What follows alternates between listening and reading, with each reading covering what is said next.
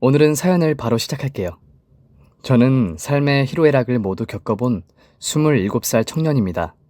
제 나이에 고생을 해봤자 얼마나 해봤겠냐고 생각하실 분들이 더러 계실 텐데요. 저는 뇌성마비라는 장애를 가지고 태어나 인생이 순탄치 않았답니다. 버림당하고 구제되고 또 버림당하기를 반복한 삶의 연속이었는데요. 반복하고 굴곡진 제 인생 이야기를 제가 애정하는 채널 필립의 사연방에 꼭 들려드리고 싶습니다. 그럼 제 사연에 귀를 기울여 주시길 부탁합니다. 제가 뇌성마비를 가지고 태어났으니 부모라는 존재가 곧장 버렸습니다. 부모 얼굴을커녕 제 이름도 고아원 원장님이 지어주셨으니 부모가 절 낳고 얼마나 좌절하고 실망했을지 알만하죠. 그렇게 저는 고아원에서 자라게 되었어요. 거기엔 착한 친구들도 많았지만 저를 놀리고 괴롭히는 형들도 참 많았답니다. 물론 다들 미성년자이고 철이 없으니 지금은 다 이해하지만 그때 당시에는 하루하루가 너무 힘들어서 고아원에서 도망이라도 가고 싶었죠. 하지만 몸이 멀쩡한 친구들이 도망 나가도 제대로 살기 힘든 세상에 제 몸을 이끌고 고아원에서 나간다는 건 불가능하다는 판단을 했죠. 그래서 버티고 버텼습니다. 성인이 될 때까지 참으면 나라에서 지원금이 나오니 그 돈으로 월세를 구하고 어떤 일이든 마다치 않고 해볼 마음이었죠. 그런데 저에게 예상치 못한 기적이 찾아왔습니다. 누군가 저를 입양하겠다고 고아원에 오신 거예요. 저는 그 어른들이 제 장애를 모르고 있을까 해서 걷는 모습을 보여드리며 뇌성마비를 가지고 있다는 걸 각인시켜 주었죠. 그런데 그 부부는 안타까워하면서도 사랑스러운 눈으로 저를 바라보았어요. 그리고 이렇게 말씀하셨죠. 너무 예쁜 아이예요. 이런 아이가 우리 아들이 된다면 더할 나위 없을 거예요. 저희가 최선을 다해서 성준이를 키우겠습니다. 저는 의아했지만 저를 걷어주신다는 말에 한치의 고민도 하지 않고 그 부부의 양아들이 되기로 결정했고 이튿날 그분들의 집으로 입양되었어요. 그리고 양아버지의 호적에 올라 박이라는 성을 가지게 되었습니다. 집은 단독주택이었는데 굉장히 넓었고 방도 여러 개 있었답니다. 그런데 양부모님 집에는 이미 중학생 형과 누나가 있었어요. 저는 자식이 있는데도 저를 입양한 이유가 궁금했지만 두 분이 좋은 사람들이어서 그런 줄 알았답니다. 그리고 형과 누나와 친해지게 되며 새로운 사실을 알게 되었어요. 두 사람 역시 저처럼 양부모님께 입양되었다는 겁니다. 그래서 정말 천사 같은 양부모님을 만났구나 싶었죠. 이분들과 함께 살면 얼마나 기쁠지 가슴이 벅차오르기까지 했답니다. 그런데 같이 살게 된 형이 저에게 그 집에서 지켜야 하는 규칙이 있다며 가르쳐 주었어요. 성준아, 네가 아직 초등학생이고 어린 건 알겠지만 여기서 지내려면 여러 가지 규칙을 지켜야 해. 이걸 어기면 밥을 굶거나 벌을 서야 해. 알겠지? 잘 들어. 학교에 다녀오면 내 양말과 속옷을 직접 빨아서 베란다에 널어야 하고 매일 방 청소를 하고 엄마한테 검사를 받아야 해. 또 너와 나, 지영이 누나가 돌아가면서 안방과 화장실을 청소하고 정리도 해야 하니까 일주일에 2번은 네가 해야 해. 우리가 널 어리다는 이유로 봐줄 수도 있지만 그렇게 되면 우리 모두 벌을 서게 되니까 꼭 해야 해. 그리고 아빠 엄마가 시키는 일은 뭐든지 해야 하니까 방문을 닫으면 안 돼. 늘 귀를 기울여야 하니까. 마지막으로 입양기관에서 우리가 잘 지내는지 조사로 나오면 무조건 좋다고 말해야 해. 그렇지 않으면 다시 고아원으로 돌아갈 수도 있으니까 말이야. 형 말 알아듣겠니? 저는 10살 어린이였지만 형의 말을 이해했어요. 그리고 그렇게 지내기로 결심했답니다. 고아원으로 돌아가는 것보다 그 집에서 사는 게 훨씬 나아 보였으니까요. 그렇게 저는 고사리 같은 손으로 제 빨래를 직접 하고 밥을 먹고 나면 제 그릇을 씻었고 제 방 청소와 부모님 방을 깨끗이 치웠습니다. 저는 어떻게든 양부모님의 마음을 얻고 싶어서 불편한 몸이지만 열심히 움직였어요. 하지만 양부모님은 철저하게 남처럼 대하셨어요. 저를 부를 때 성준이라고 부르지 않고 성까지 붙여서 박성준 하고 차갑게 제 이름을 부르셨답니다. 그리고 제 이름을 부를 때는 저에게 뭔가를 시킬 때뿐이었어요. 농담이다 칭찬은커녕 제 학교 생활이 어떤지 숙제가 무엇인지는 궁금해하지 않으셨답니다. 뿐만 아니라 제가 고아원에 있을 때 나라에서 장애지원금이 나와서 재활센터를 다녔었는데 양부모님께 입양 온 뒤로는 재활치료를 단 한 번도 받지 못했습니다. 그때 알았죠. 양부모님은 저를 입양한 게 아니라 돈을 입양한 거라는 걸 말이죠. 저를 입양해서 나오는 입양 보조금과 장애지원금을 매달 꿀꺽 하고 계신 거였죠. 저뿐만 아니라 형과 누나 역시 입양 보조금 때문에 입양한 게 틀림없어 보였답니다. 하지만 저와 형, 누나는 양부모님과 살기 위해 규칙을 매일 지켰어요. 이유야 어찌되었든 저희에게 보금자리가 있었으니 저희 돈을 꿀꺽 하든 말든 상관하지 않았죠. 그리고 규칙만 잘 지키면 힘들 게 없어서 형, 누나와 아주 재밌게 하루하루를 보냈습니다. 그렇게 몇 년의 세월이 흐르자 형과 누나는 독립을 해야 했어요. 만 18세가 지나면 양부모님께 입양 보조금이 들어오지 않으니 그 집에서 나가야만 했답니다. 그래서 저는 형과 누나와 이별을 해야 했고 세월이 흘러도 다시 만나지 못했어요. 결국 양부모님과 저와의 동거가 시작되었는데 제 밑으로 동생이 들어오지 않았습니다. 지원금을 받으려면 계속 입양을 해야 했는데 뭔가 이상했죠. 그런데 얼마 뒤 그 이유를 알게 되었어요. 거실 청소를 하던 중 양부모님의 대화가 새어나와 귀를 기울였습니다. 여보, 이제 입양은 틀렸어. 우리 집을 거쳐서 나간 애들이 단체로 기관에 신고했나봐. 우리 집에서 지내며 자기 할 일을 시켰던 게 부당했다며 민사소송을 한다잖아. 야, 그럼 어떡하지? 제 박성준 돈은 못 먹는 거야? 버려야 되나? 아니, 우리도 아무런 잘못이 없다고 무고로 맞고소해야지. 비싼 변호사를 샀으니 피해볼 일은 없는데 박성준이 마지막이 될 것 같아. 다음부터는 기관에서 우리에게 입양을 허락하지 않을 거야. 젠장, 애써 키워줬더니 이런 식으로 배신들을 해? 하여튼 천의 고아 자식들은 하나같이 말썽이야. 저는 두 분의 대화를 듣고 아무것도 하지 않았어요. 그저 18살까지 이 집에서 지내야 하는 것만 알고 생각을 넘겨버렸죠. 어쩌면 동생들이 여기에 오지 않는 게 다행일지도 모른다는 생각이 들기도 했답니다. 고사리 손을 가진 동생들에게 일을 시키고 싶지 않았으니까요. 그렇게 세월이 더 흘러 17살이 되었고 1년만 있으면 여기서 나가야 했습니다. 저는 그동안 특별히 읽어놓은 게 없어 양부모님 집에서 나가기 전 뭘 해야 할지 열심히 궁리했어요. 뇌성마비인 제가 할 수 있는 일은 많지 않았으니 어떤 일을 해야 할지 알아보았습니다. 하지만 대학을 나와도 취업이 어려운 시대여서 제가 할 수 있는 직업을 찾기란 매우 어려웠네요. 그러니 저는 갈피를 잡지 못하고 홀로 방에서 방황하는 날이 잦았답니다. 그런데 얼마 뒤 예상도 못한 일이 벌어졌어요. 집에 경찰들이 들이닥친 겁니다. 저는 벙찐 얼굴로 경찰관들을 올려다 보았는데 그들은 저에게 시선을 두지 않고 곧장 양부모님의 손목에 수갑을 채우더라고요. 양부모님은 고아 입양하는 것 말고 다른 일도 해왔는데 독거노인들을 대상으로 사회복지사로 속이며 값싼 건강식품을 아주 비싸게 팔아왔답니다. 폐지 팔아 돈을 번 독거노인의 돈을 쉽게 가로챈 거죠. 뒤늦게 이를 알아챈 진짜 사회복지사가 나서서 경찰에 신고했고 양부모님은 제 눈앞에서 체포가 된 거예요.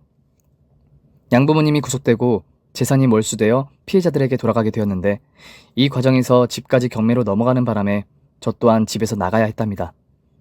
저는 무엇부터 해야 할지 고민하다가 지원금을 받을 수 있을 거라는 희망으로 기관을 찾아갔어요. 그런데 안타깝게도 제가 고아원에서 나왔기 때문에 독립자금이나 매달 나오는 지원금은 받을 수 없었고 만 18세까지 받을 수 있는 재활치료비만 있었네요. 그래서 1년 동안 그 돈으로 고시원에서 지낼 수 있었습니다.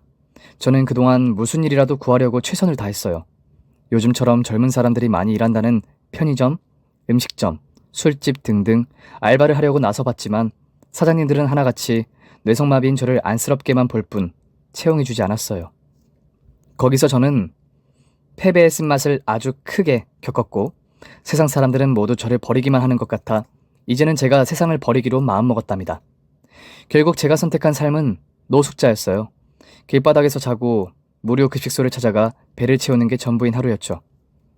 게다가 같이 노숙하는 어르신들에게 술을 배워서 매일 술을 마시며 신세한탄을 했어요. 나는 왜 이렇게 태어났을까? 세상엔 내가 할 수 있는 일이 하나도 없구나. 세상은 나에게 왜 시련만 주는 것일까? 하며 가슴에 응어리만 쌓아가며 살아갔어요. 그렇게 해가 바뀌고 나니 제 머리카락은 어느새 단발이 될 정도로 자랐고 수염 역시 덥수룩했답니다. 뇌성마비에 악취까지 나니 노숙자들 외에는 아무도 제 곁에 오지 않았죠. 전 말이지 세상에 미움과 원망밖에 남지 않아 사는 것이 고통 그 자체였습니다. 그러던 어느 날 멀끔한 중년의 여자분이 저에게 다가왔어요. 그녀는 저에게 악취를 맡았을 텐데도 인상 하나 찌푸리지 않았답니다. 게다가 제 걸음걸이를 보고 크게 놀라거나 동정의 눈빛을 보내지도 않았고요. 제가 이런 대우를 받아본 게 너무 오랜만이라 그런지 그 중년의 여자가 뭘 원하는지 드러나 보기로 했어요. 안녕하세요, 총각. 많이 어린 것 같은데 길거리에서 지낸 지 얼마나 됐어요? 저는 어눌한 말투로 차갑게 대답했습니다. 몰라요. 한 1년 된 것 같은데 무슨 일로 저한테 말을 거시는 거죠? 혹시 대포 통장 만들려고 제 신분증이 필요하신 거라면 저리 가세요. 그러자 그녀는 손사래를 치면서 아니에요. 저 그런 사람 아니에요. 사실 저도 총각처럼 노숙을 오랫동안 한 사람이에요. 그런데 지금은 인생이 달라졌죠. 누군가의 후원을 받아서 집도 생기고 친구들도 생겼답니다. 그리고 일자리도 생겨서 매일 식당에서 서빙까지 하고 있어요. 아무튼 제가 총각한테 하고 싶은 말은 총각에게 지낼 곳을 마련해주고 밥 걱정하지 않도록 해줄 수 있어요. 또 하고 싶은 꿈을 이루도록 후원도 받게 해줄 수 있다고요. 라고 말했어요. 이에 저는 사기꾼이구나 싶어서 관심이 없으니 저리 가라고 말하고 피했습니다. 하지만 여자는 포기하지 않고 저를 따라오며 자신의 휴대폰을 꺼내 여러 사진을 보여주었답니다. 여기 사진 보세요. 저는 사기꾼이 아니라 도움을 드리려는 거예요. 총각처럼 몸이 불편한 사람들과 오갈 데 없는 노인들까지 새 인생을 주는 자선사업가가 있다고요. 대부분 노숙자들은 사회로 돌아가길 포기했기 때문에 제 부탁을 거절하는 게 일반적이긴 한데 총각은 아직 나이도 젊고 얼마든지 일어설 수 있다고요. 그러니 한 번만 저랑 같이 가보도록 해요. 저는 다시 거절하려는데 배에서 꼬르륵 소리가 들렸습니다. 그래서 지금 따라가면 밥을 주느냐고 물었어요. 그랬더니 먹고 싶은 게 있으면 말만 하라며 자기가 사주겠다고 일렀답니다. 그래서 저는 속냄샘 치고 김치찌개를 얻어먹고 자선사업가인지 뭔지가 운영하는 빌라촌에 들어가게 되었어요. 그런데 중년의 여자 말대로 그곳에는 저와 같은 뇌성마비를 가진 사람도 있었고 시각장애인, 은둔형 외톨이 등 다양한 사람들이 방을 하나씩 차지하고 있더라고요. 처음엔 구경만 하고 돌아가려고 했는데 저와 비슷한 사람들을 보니 동병상련의 기분을 느꼈고 그들처럼 새로운 꿈을 가져보고 이룰 수도 있지 않을까 하는 헛된 희망이 마구마구 솟아올랐어요. 그래서 전 그곳에서 지내겠다고 말했고 중년 여자는 저에게 새 옷을 건네주며 깨끗이 씻고 나오라고 하더군요. 얼마 만에, 아니 제가 태어나서 처음으로 입어보는 새 옷이었습니다. 그 순간 얼마나 짜릿하던지 제 자신이 다른 사람으로 바뀌어있는 기분이었다니까요. 그렇게 깨끗하게 나오자 중년 여자는 저를 데리고 대학병원으로 향했어요. 그동안 노숙을 하며 생긴 질병들이 많을 테니 검사와 치료를 하자고 하더군요. 이윽고 저는 피를 뽑고 소변 검사를 하고 진찰을 받았습니다. 의사 선생님은 저에게 링거를 놔주고 예방접종까지 해주었는데 다행히 제 몸은 큰 질병은 없다고 전했어요. 그리고 의사 선생님은 조금 놀란 얼굴로 덧붙였습니다. 박성준 씨, 혈액형이 RH-5형이시네요? 희귀 혈액형이세요. O형 자체가 병원에서도 혈액이 부족한 상태인데 이 혈액을 가지신 분이 저희 병원을 찾아오셨다니 놀랍습니다. 저는 그동안 보통 O형인 줄 알고 있어서 검사가 잘못된 게 아니냐고 물었습니다.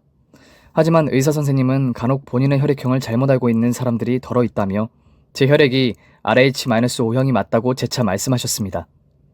그리고 의사 선생님은 잠시 뜸을 들이시더니 성준 씨, 혹시 몸이 나으시면 헌혈을 하실 생각 있으세요? 성준 씨 혈액은 구하기가 매우 힘들어요. 많은 환자들에게 큰 도움이 될 거예요. 라고 말했어요.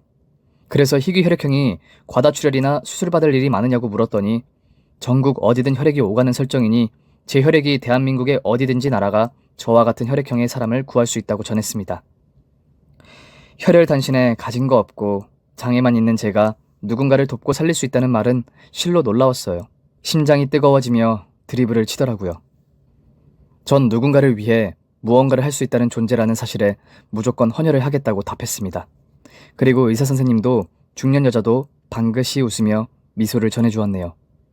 그렇게 저는 몸이 좋아지고 치료받았던 병원을 찾아가 당당하게 헌혈하러 왔다고 전했고 제 혈액을 얇은 호수로 내보내 바람 빠진 자전거 바퀴에 바람을 채워놓듯 헌혈팩을 빵빵하게 만들었답니다. 이윽고 헌혈을 마친 저는 뿌듯한 마음으로 일어서려는데 간호사로 보이는 여자가 저에게 수혈 비용을 받아가라며 영수증 같은 종이를 내미는 겁니다. 수혈 비용이요? 원래 헌혈을 하면 돈을 주나요?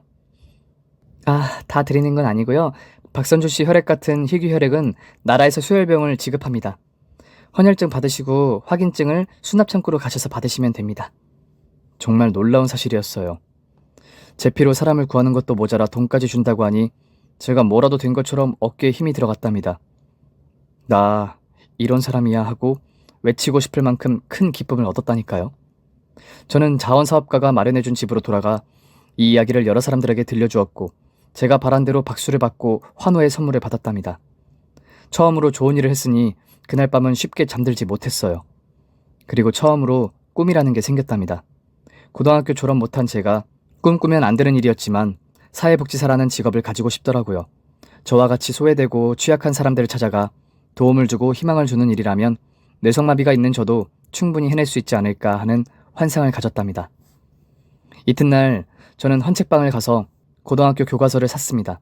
그 돈은 저를 음지에서 양지로 올려준 중년 여자, 아니 김 여사님이 빌려주셨어요. 갚지 않아도 된다고 하셨지만 저는 언젠가 될지 모르지만 이자까지 쳐서 꼭 갚겠다고 다짐의 말을 전해드렸습니다. 이후 저는 검정고시에 쉽게 합격을 했고 대학의 꿈을 꾸게 되었어요. 물론 당장은 아니지만 10년이고 20년이고 얼마의 시간이 걸리든 공부하고 대학 등록금을 마련할 방법을 찾아보기로 했죠. 그리고 매달 2번씩 헌혈을 하러 병원에 갔습니다. 수혈비용으로 나오는 돈은 저를 위해 쓰지 않고 기부를 했네요.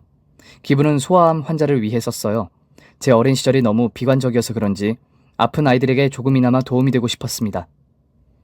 비록 적은 금액이지만 매달 2번의 헌혈을 하고 돈을 받으면 곧장 암과 싸우고 있는 아이들에게 기부했어요. 여하튼 저는 매일 6시간의 공부를 했고 김 여사님을 따라다니며 음지에서 양지로 구해줄 누군가를 찾아다녔답니다. 그건 역시 뜻깊고 훌륭한 일이라 저에겐 아주 큰 자부심이 생겼죠. 그렇게 처음 인생을 바쁘게 살다 보니 좋은 일이 또 생겼답니다. 제가 헌혈하고 기부를 한 지 2년이 지나자 소문이 얼마나 많이 퍼졌던지 방송국에서 저를 찾아오겠다고 하더라고요. 세상에 제가 뭘 그리 잘했다고 텔레비전에 저를 내보겠다는 건지 저는 쥐구멍이라도 숨고 싶었습니다. 그런데 의사 선생님과 김 여사님 그리고 빌라촌에서 함께 지내는 분들이 100번 1000번 훌륭한 일을 하고 있으니 방송에 나갈 충분한 자격이 된다고 부추겼어요. 저는 조금 갈등을 했지만 방송국 PD님이 출연료를 준다고 해서 이번에는 목돈을 기부하면 좋겠다는 생각에 촬영하기로 약속했네요. 그렇게 열흘이 지나고 방송국에서 10명이 넘는 사람들이 저를 취재하러 나왔고 제가 사는 빌라를 먼저 소개하고 인터뷰를 시작했습니다. 여기는 누군지 모를 자선사업가님이 운영하는 곳이에요. 국가에서 마련해 준 게 아니라 개인이 이렇게 사회적 약자들과 저처럼 장애가 있는 사람들에게 새롭게 살 수 있는 기회를 주셨죠. 그분이 누군지 모르지만 얼굴도 모르는 저희를 후원해 준다는 건 정말 대단한 일입니다. 제가 말하자 PD님이 질문을 던졌습니다.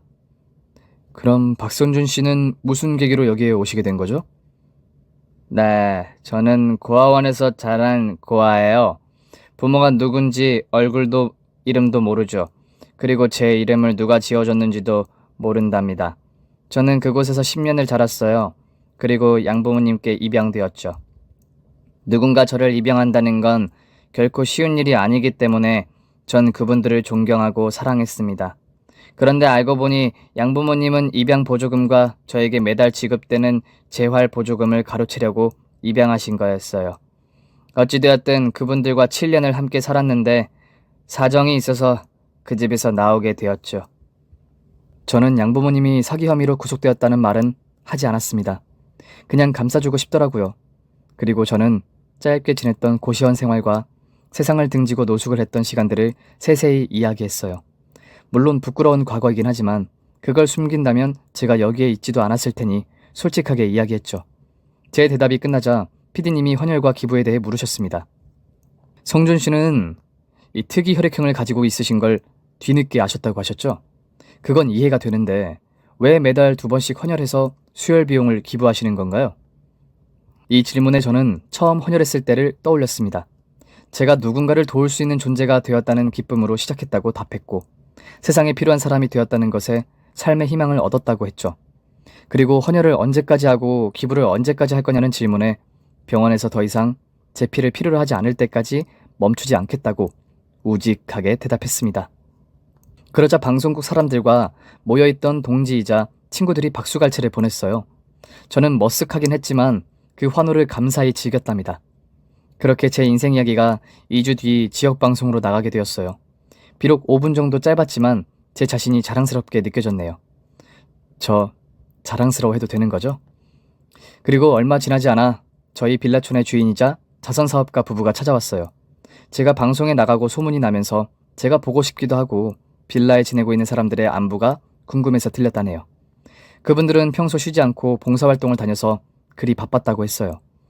자주 와서 인사도 드리고 지내는데 불편함이 없는지 살펴야 했는데 너무 오랜만에 와서 죄송하다고 사과까지 했답니다.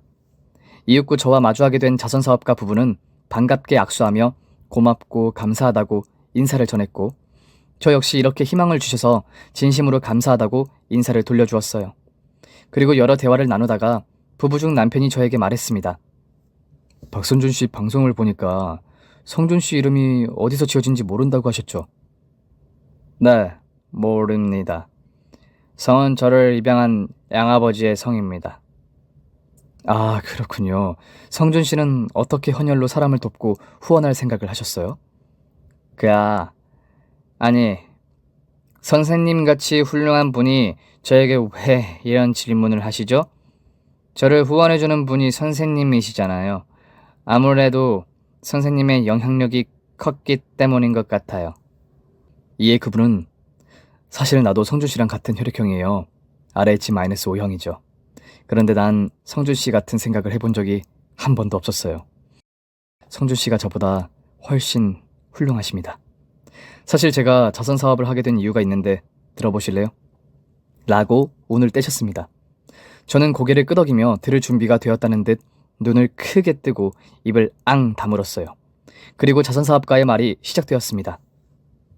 정확히 성준 씨 나이만큼 21년 전이었어요.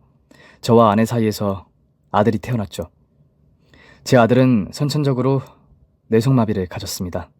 제 앞에 있는 성준 씨처럼 말이죠. 하지만 저희 부부는 아들에게 어떤 장애가 있든 간에 상관없었어요. 그건 어떤 부모고 같은 마음일 거예요. 어쨌든 저희는 아들을 사랑으로 열심히 키우고 있었습니다. 아들은 4년 동안 아무 탈 없이 건강했고 아주 예뻤죠. 그리고 어린이날 저희 세 식구가 놀이공원으로 놀러 갔어요. 평범한 가족들처럼 재밌게 놀이기구도 타고 솜사탕도 먹으며 즐거운 시간을 보내고 있었죠. 그렇게 아들 손을 꼭 잡고 놀이공원의 많은 곳을 돌아다녔어요.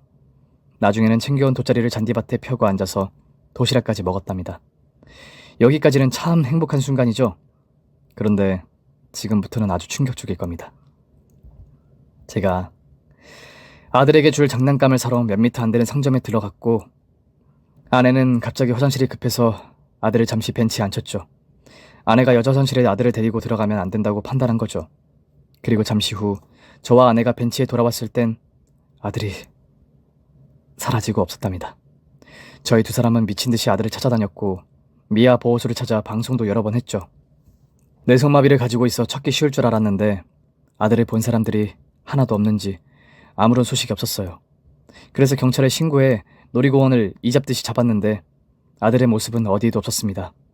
하늘로 증발했는지 누가 데리고 갔는지 모를 일이었죠. 이후 저희는 아들 사진이 들어간 전단지를 놀이공원 중심으로 도배하듯 붙여댔고 포상금까지 걸고 찾으려고 애를 썼답니다. 하지만 찾을 수가 없었고 찾아지지가 않았어요. 21세기에 4살짜리 꼬마가 실종되는 게 말이 되느냐고 경찰서 가서 수도 없이 항의하기도 했죠. 우린 포기하지 않고 계속 아들을 찾는데 1년의 시간을 쏟았어요. 유전자를 등록하기도 하고 텔레비전과 신문에 광고를 내보기도 했죠. 그런데 장난전화를 제외하고 아주 작은 실마리 연락도 오지 않았습니다. 우린 나중에 너무 지쳐서 쓰러졌고 아들을 잃어버리고 살아도 되나 싶은 생각이 들었어요. 모든 걸 포기하고 싶더라고요. 그렇게 은둔 생활을 하며 몇 년을 보냈습니다. 그런데 문득 이런 생각이 들더라고요. 우리 부부가 무슨 죄를 지었기 때문에 이 같은 일이 생겼다고 말이죠. 그래서 지금부터 선행하고 착하게 살면 하늘이 아들을 돌려주지 않을까라는 소망이 말입니다. 그때 결심했죠. 제가 운영하는 회사를 버리고 선행하며 살기 위한 자선사업가가 되겠다고요. 그리고 10수년이 지난 지금까지 봉사와 헌신을 아끼지 않았답니다. 저는 선생님의 긴 사연을 듣고 뭐라 위로의 말을 해야 할지 몰랐습니다.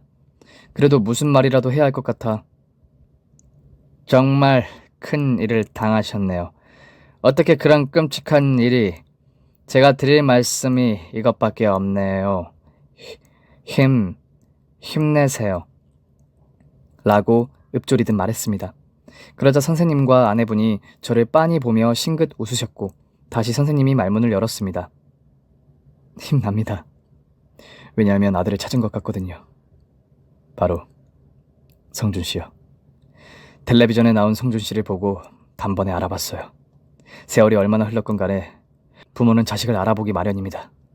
우리가 선행하고 살다 보니 하늘에서 응답을 해준 것인지 모르겠지만 당신은 내 아들, 우리 아들이 분명합니다. 갑자기 뚱딴지 같은 말씀을 하시는 바람에 전 난감한 표정을 지었고 사람을 잘못 본 것 같다고 말씀드렸어요. 그러자 선생님은 아니요, 확신할 수 있어요. 당신이 내 아들이라는 것을. 성준 씨, 오른발에 화상 흉터가 있죠? 내 아들에게 떡볶이를 해주려다가 뜨거운 물을 엎어버리는 바람에 성준 씨에게 흉터를 입혔습니다. 라고 확신에 찬 눈빛으로 말했습니다. 그런데 제 오른 발등에 화상 흉터가 있는 건 사실이었어요. 저는 언제 이 흉터가 생긴지 모른 채 평생을 살아왔지만요. 그래서 전 맞아요. 흉터가 있긴 해요. 그런데 그것 가지고 제가 아들이라고는... 하고 얼버무리듯 대답하자 선생님과 아내분은 유전자 검사를 해보면 어떻겠냐고 물었습니다. 그 방법이 가장 확실하다면서 제가 당신들의 부모이고 이제라도 아들인 저와 살게 해달라고 부탁을 하더군요. 전 머릿속이 너무 복잡했습니다. 여태껏 부모님에게 버림받았다고 생각하고 살아왔는데 갑자기 저를 애타게 찾는다는 부모가 나타났으니 말이에요. 하지만 저는 자선사업가 부부가 뭔가 잘못 알고 있다는 생각이 들었습니다. 그래서 친자검사를 보고 후회하지 말라고 일렀습니다. 그럼 검사 받겠다는 거죠? 좋아요. 어서 갑시다. 두 사람은 뭔가 그리 급한지 저를 차에 태우고 바로 대학병원의 유전자 검사 센터로 데려갔고 가장 확실하다는 혈액 검사를 받게 되었습니다. 이틀 뒤 부부는 제 앞에 나타났고 유전자 일치 99.9%라고 적힌 검사지를 저에게 보여주었답니다. 너무 어리둥절한 저와 다르게 두 사람은 저를 끌어안고 펑펑 울었어요. 그렇게 저는 아버지라고 불렀던 고아원 원장님도 아닌, 저를 입양했던 양 부모님도 아닌 진짜 부모님을 만나게 되었답니다. 그렇게 저는 머쓱하고 어색한 채로 부모님의 집으로 들어가게 되었어요. 두 분은 제 곁에 붙어서 아들 하시며 이런저런 말씀을 계속 하셨답니다. 반면 저는 아버지 엄마 소리가 쉽게 나오지 않아 쭈뼛거리기만 했네요. 사랑을 받아본 적이 없었으니 어떻게 사랑을 주는지 방법을 몰랐던 것 같죠.